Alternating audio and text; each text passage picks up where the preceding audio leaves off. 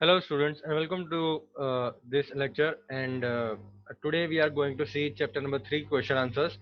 Chapter number three is movement towards a new world, and that question answers we will see today. So, where are the question answers? I have made a special PDF for all of you for the question answers.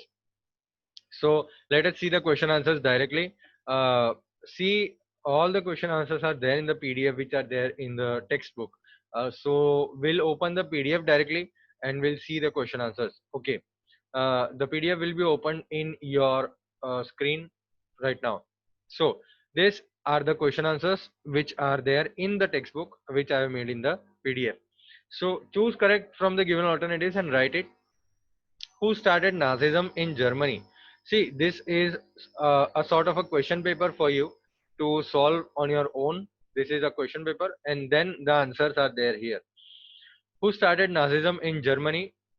A. Hitler. है ना? Hitler has started Nazism in Germany. Who takes care of improving the health of the people of the world? So the health is improved by WHO, right? World Health Organization.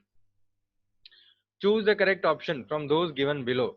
See, fascism began in Germany. True or false? तो false है. We have to choose the correct option. कौन सा right है वो choose करना है. Fascism Germany में शुरू हुआ था? नहीं नहीं, इटली में हुआ था. Mussolini was a German leader? नहीं नहीं, इटली का लीडर था Mussolini. The symbol of the Nazi party was a bundle of sticks and eggs. Nazi party का सिंबल था bundle of sticks and axe? नहीं, इटालियन फैसिस्ट पार्टी का था. Mussolini establish fascism in Italy. तो this is the right answer. Mussolini ने fascism Italy में establish किया. भाई क्वेश्चन आंसर्स देख लेते हैं हम. छोटे से जो क्वेश्चन आंसर्स है. Which treaty was responsible for the world war two? The treaty of Versailles. The treaty of Versailles is responsible for the world war two. Who was the German dictator? German dictator was Adolf Hitler. Name the Italian dictator. The name of Italian dictator was Benito Mussolini. Give the immediate reason of the World War II. The immediate reason of the World War II was German attack on Poland. है ना? Poland पे Germany ने attack कर दिया था और फिर world war to शुरू हो गया था, क्योंकि इंग्लैंड और फ्रांस ने जर्मनी को वार्निंग दी थी कि अटैक नहीं करना है, आप ये सब रोक दीजिए. फिर भी जर्मनी ने अटैक कर दिया था और पोलैंड को कैप्चर करना शुरू कर दिया था. तो इसी वजह से इमीडिएट रीजन बन गया है ये वर्ल्ड वॉर टू का.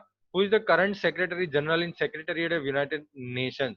The current Secretary General in Secretariat of United Nations is Ban Ki-moon.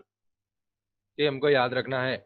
Where is International Court of Justice located? International Court of Justice is located in Hague City of Netherlands.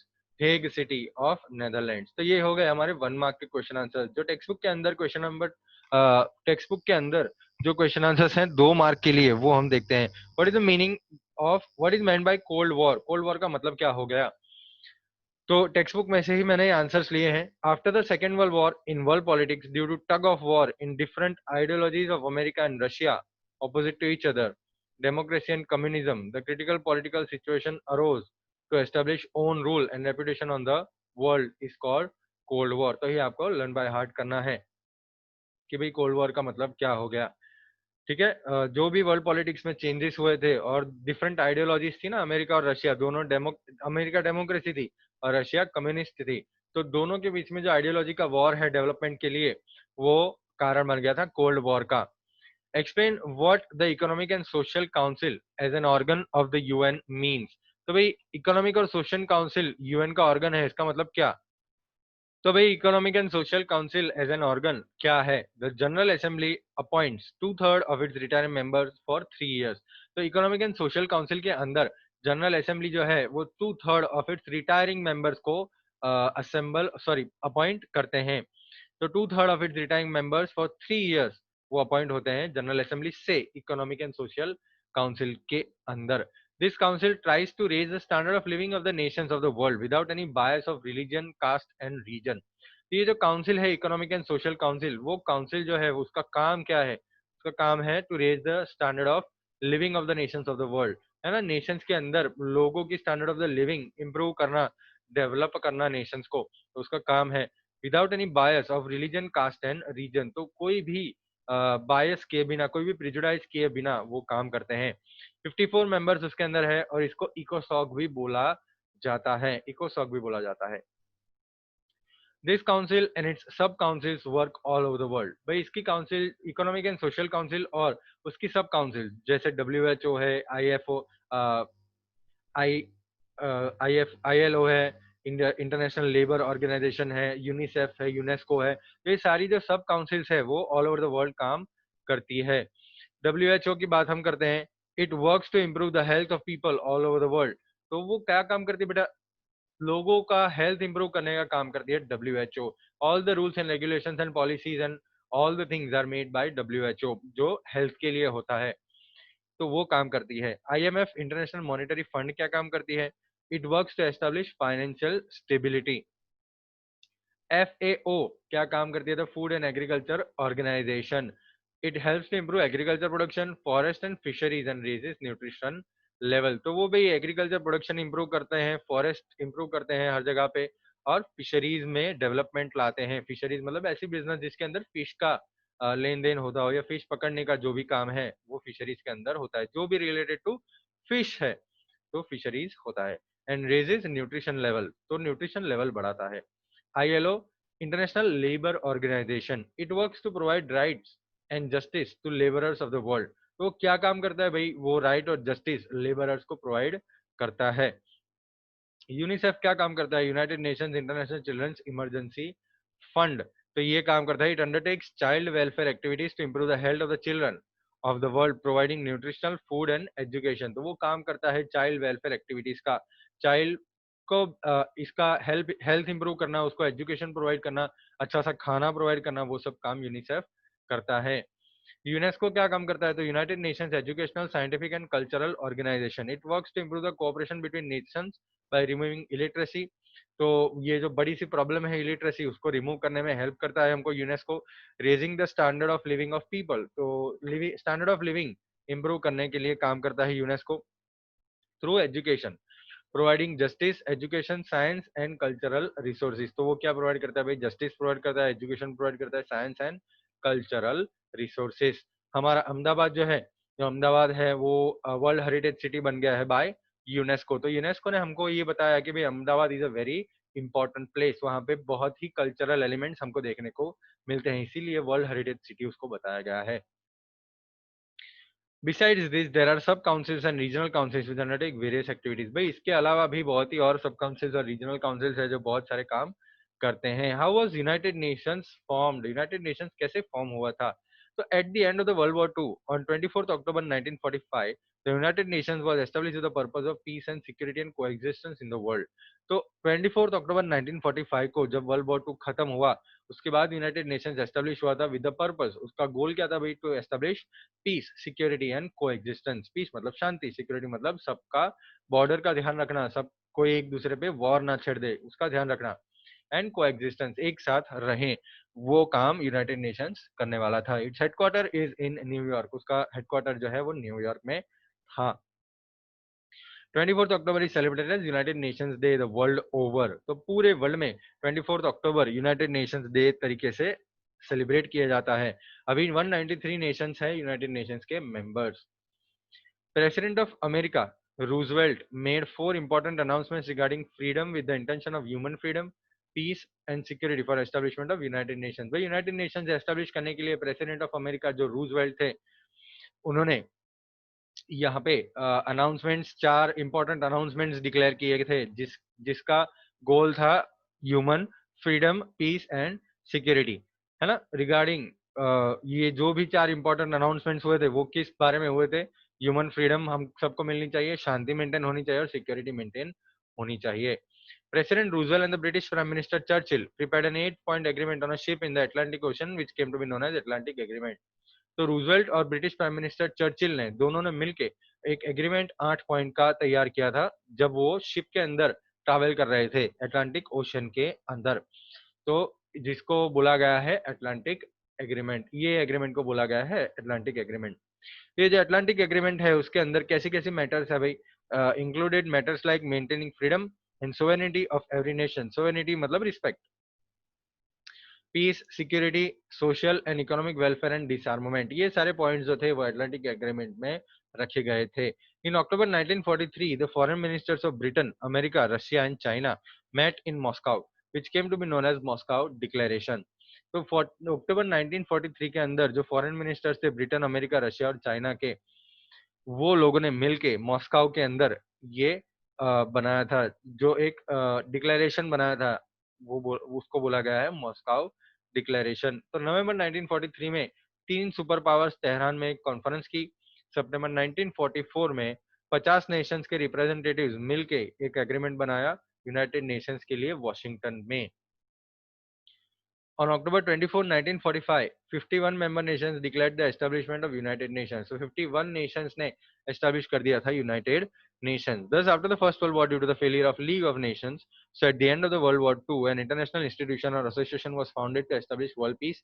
So it is said that League of Nations is dead and long live UN. तो first world war खत्म होने के बाद league of Nations का जो failure था, जिसकी वजह से वर्ल्ड वॉर टू हुआ, वर्ल्ड वॉर टू खत्म होने के बाद एक इंटरनेशनल इंस्टीट्यूशन बनाया गया, एक एसोसिएशन बनाया गया जो वर्ल्ड पीस और सिक्योरिटी मेंटेन करने वाला था, और इसलिए बोला जाता है कि लीग ऑफ नेशंस अभी खत्म हो गया है, लॉन्ग लिव यूनाइटेड नेशंस। तो वही ये थे हमारे 2 मार्क के क्वेश्चन आंसर्स। अब हम बात करते हैं 3 मार्क के क्वेश्चन आंसर्स की। Give effects of creation of global depression. तो एक ग्लोबल डिप्रेशन वाला भी एक क्वेश्चन है हमारे टेक्स्ट बुक के अंदर, उसका हम डिस्कशन कर लेते हैं। After the first world war, post war problems of the world will come to an end.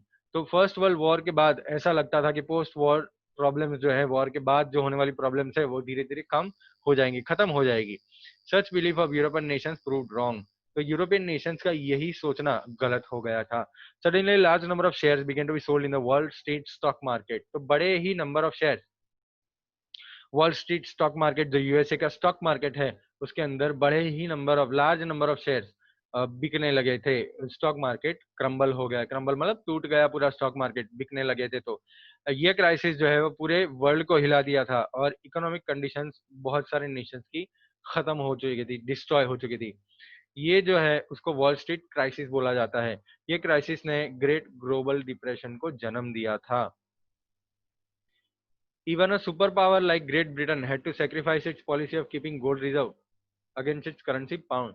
तो ग्रेट ब्रिटेन जैसा इतना बड़ा सुपर पावर ने भी अपनी पॉलिसी सेक्रीफाइस कर देनी पड़ी थी कि भाई वो अपने करेंसी के सामने गोल्ड रिजर्व रखेंगे, क्योंकि अपनी करेंसी की वैल्यू वो नहीं दे सकते थे। अब उनका ताकत नहीं रहा था पाउंड का वैल्यू मेंटेन करने का, इसीलिए उन्होंने ये पॉलिसी सेक्रीफाइस कर दी कि भाई हम उसके सामने गोल्ड रिजर्व नहीं रखेंगे।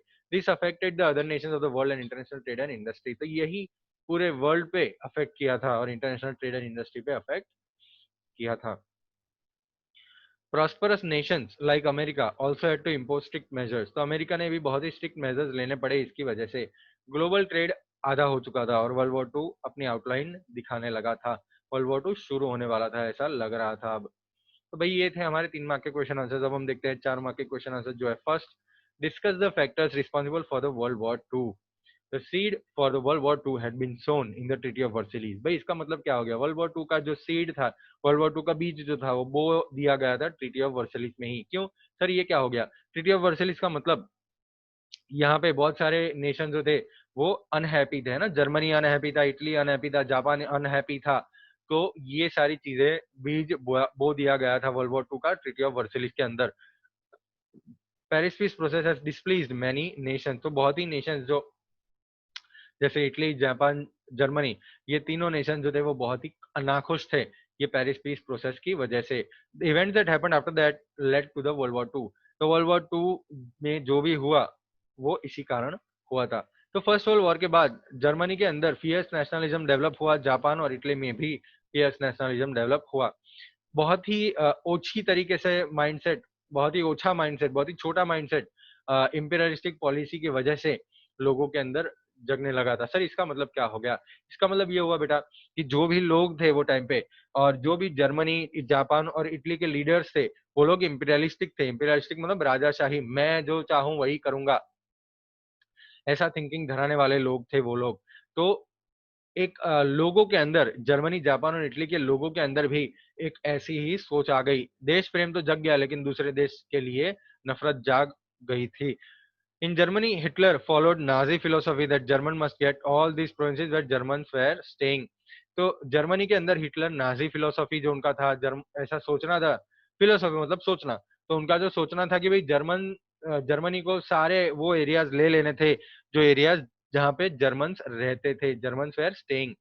तो हिटलर ने ऑस्ट्रिया और चेकोस्लोवाकिया के सम प्रोविंसेस कैप्चर कर लिए थे। इटली जो फैसिस्ट पार्टी के अंदर मुसोलिनी के राज में था, वहां भी इंपीरियलिस्टिक पॉलिसी शुरू हो गई थी और बहुत ही भड़कीला नेशनलिज्म शुरू हो गया था।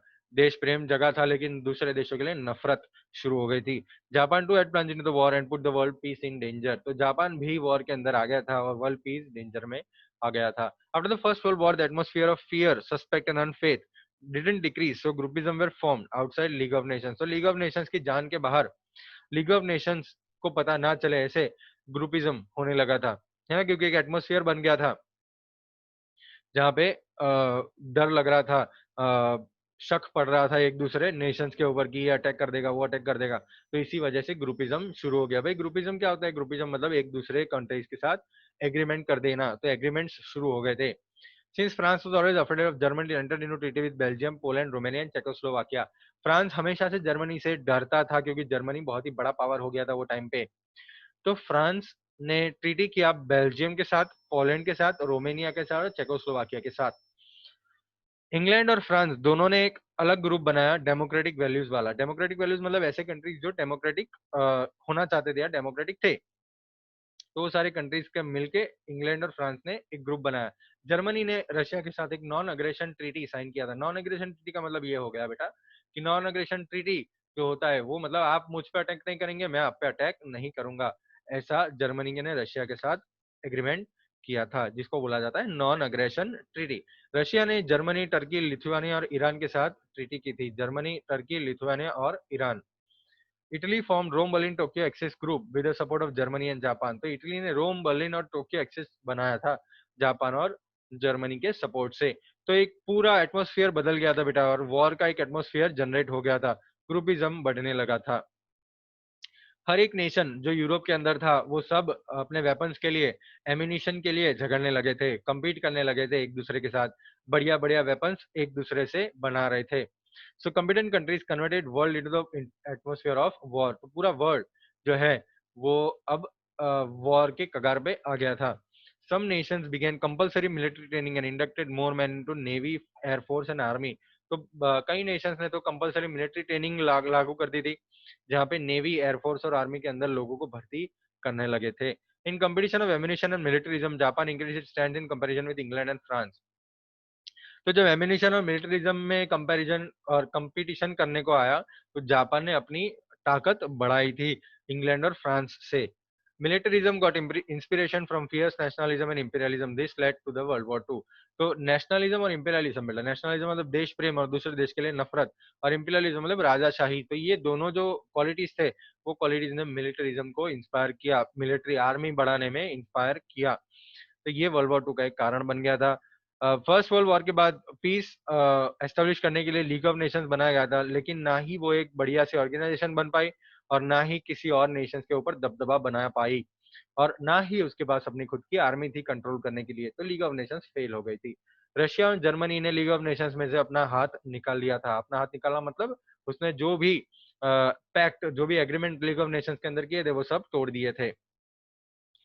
इटली ने एब्सिनिया और जापान इटली ने एब्सिनिया कैप्चर कर दिया था और जापान ने मंचूरिया पे अटैक किया था, और जर्मनी ने चेकोस्लोवाकिया के कुछ प्रोविंसेस कैप्चर कर लिए थे। तो वो भी लीग ऑफ नेशन से निकल गए। भाई लीग ऑफ नेशंस जो है वो ग्रुपिज्म नहीं रोक पाया और यही सिचुएशन हो गई वर्ल्ड वॉर टू की।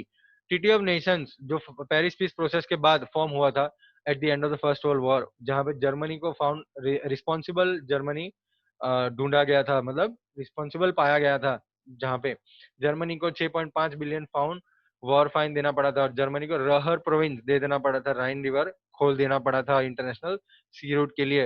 हिटलर ने ये ट्रीटी ऑफ वर्सेल इसको अ पीस ऑफ पेपर बोल के रिजेक्ट कर दिया था। तो जर्मनी को भी एक इंस्पिरेशन मिल गया जंग के लिए, तो जर्मनी भी आगे बढ़ रहा था जंग के लिए। Japan became the victim of unfair Versailles treaty.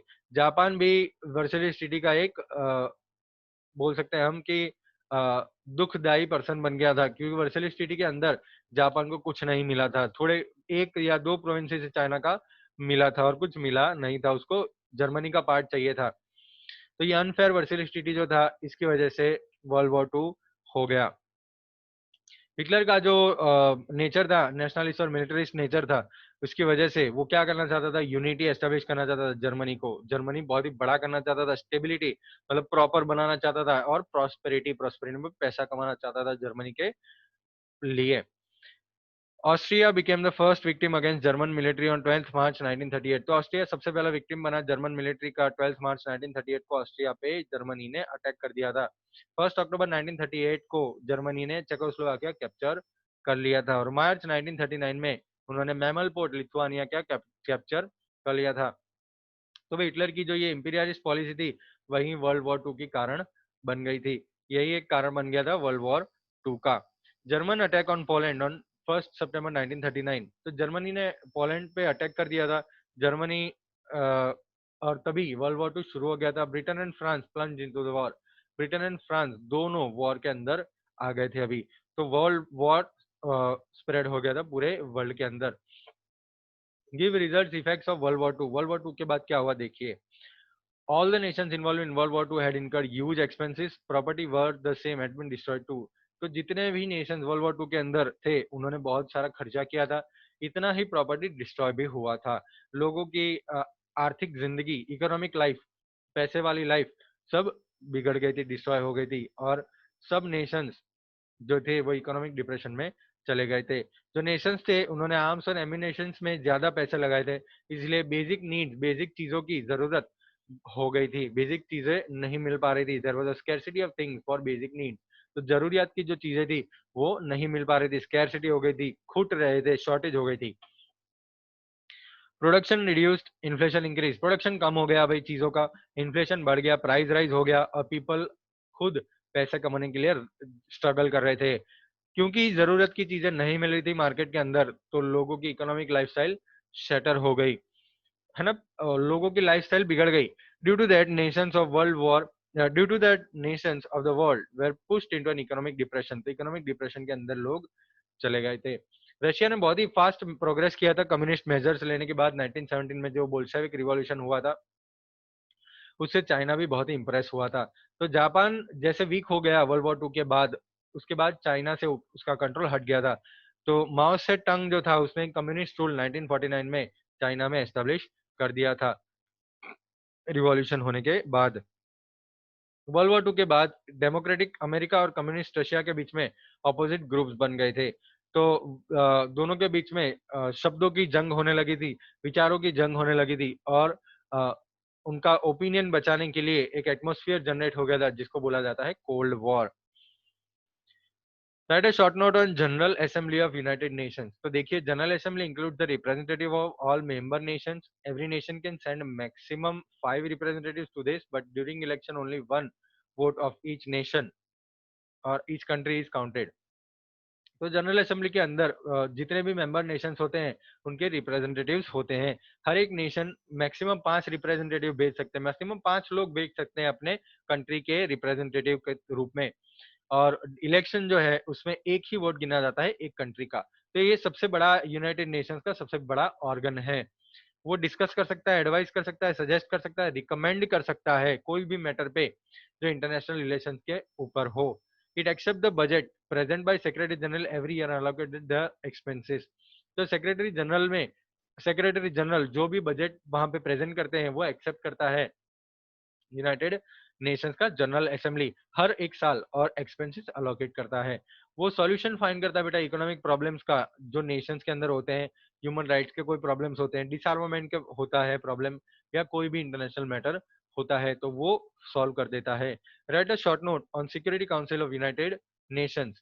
तो this council enjoys tremendous powers in order to maintain international peace and security. तो सिक्योरिटी काउंसिल क्या होता है भाई? वो काउंसिल होता है कि जो सबसे ज्यादा पावर यूनाइटेड नेशंस के अंदर इसको मिला हुआ है। ये क्या करता है भाई? To maintain international peace maintain करता है, सिक्योरिटी मेंटेन करता है। ऑब्वियसली नेम में सिक्योरिटी काउंसिल है, तो वो सिक्योरिटी ही मेंटेन करेगा, पीस और सिक्योरिटी दोनों मेंटेन करता है। ये सबसे इंपॉर्टेंट ऑर्गन है यूनाइटेड नेशंस का। भाई इसमें 5 परमानेंट मेंबर्स होते हैं, जो है अमेरिका, ब्रिटेन, फ्रांस, रशिया और चाइना। इसको हम बोलते हैं ABFRC, अमिताभ बच्चन FRC।